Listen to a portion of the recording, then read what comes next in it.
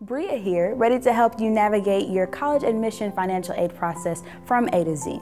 I remember being like a kid in a candy store when looking at schools, reading through the US News and World Report rankings and listing every school that caught my eye. I think I had about 40 schools on my first list. From my experience, that's not a good approach. So before you do anything, step one is to narrow down your college search. Now, that's different for everyone, be it 5, 10, or maybe even 15 schools, but you want a solid group of safety and reach schools, as well as ones in the middle. It helped me narrow down my search by reading university mission statements and figuring out which ones most closely match with my own morals. That might help you too. Once you have your list of schools, including Pepperdine of course, step 2 is to complete your application. Pepperdine's application is conveniently through the Common App. The deadline for the fall term is January 5th and October 15th for the spring term. And while you can only get financial aid to the schools you've both applied and been accepted to, it's important that you follow through with these steps so that you'll qualify for aid when the time comes.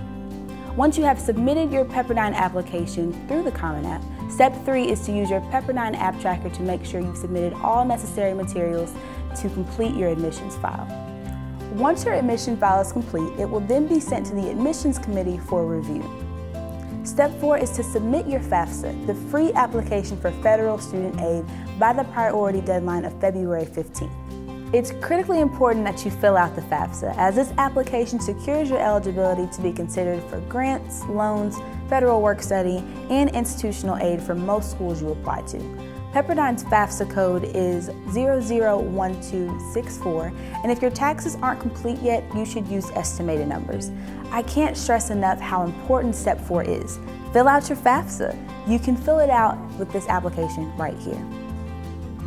If you're a California resident, we'll call step 4.1, mailing in your GPA verification form, which together with your FAFSA will allow you to be considered for the Cal Grant.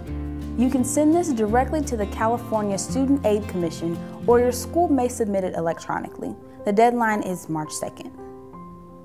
After all this is completed, you'll hear back from us with your admission decision no later than April 1st, and shortly after you'll receive your estimated financial aid offer should you qualify. Then you'll have until May 1st to confirm your enrollment at Pepperdine.